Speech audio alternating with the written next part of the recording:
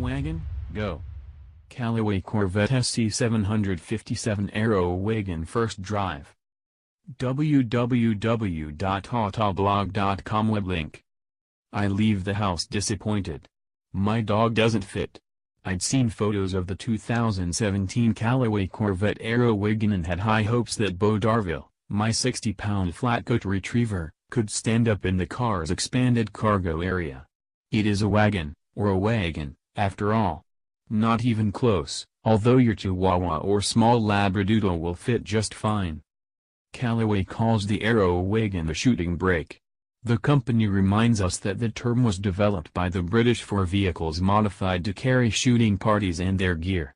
More recently the label has been attached to high-performance GT coupes like the Ferrari FF and subsequent GTC4 Lusso. But the CEO and founder of Callaway Cars isn't interested in hauling guns, or apparently dogs. His passions are cars and golf. The C7 design is a natural platform for this shooting brake approach, says Callaway, whose father Ely created Callaway Golf in 1984. The luggage space in the car is already best in class. But now we can carry 3 full-size Callaway Golf bags. Is there another 200-mile-per-hour GT car that can do that? I have no idea. I don't golf. I drive.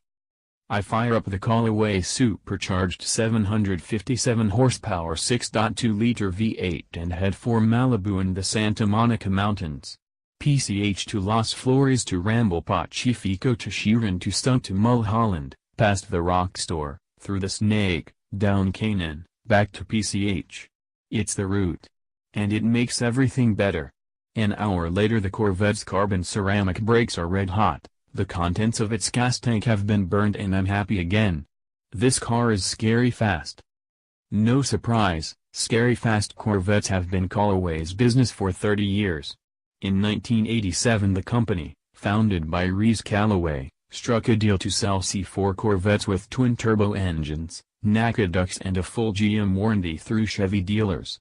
The cars were ordered under RPO B2K and bumped the sports car's L98 Tuneport 5.7-liter small block from 235 horsepower to 345 horsepower and 465 pound-feet of torque. Those weren't big numbers in 1987, they were colossal. Remember, the ZR1 was still 3 years away, and the Corvette team needed something to fight off the 245 horsepower Buick Grand National and the 547 GNX models Buick was about to unleash with 276 horsepower. A year later the company built the fastest street-legal Corvette ever.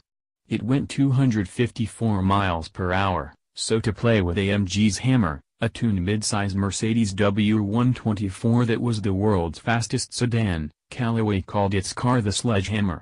Along the line Callaway switched to supercharging, as well as spreading out to Camaros, trucks, and SUVs. Today Chevy dealers will gladly order you a blown Corvette, Camaro, Silverado, Tahoe, or Suburban pumped up by the company's Gen 3 supercharger and triple-cooled intercooler system. Backed by a Callaway warranty plus the GM factory warranty, of course. Yeah.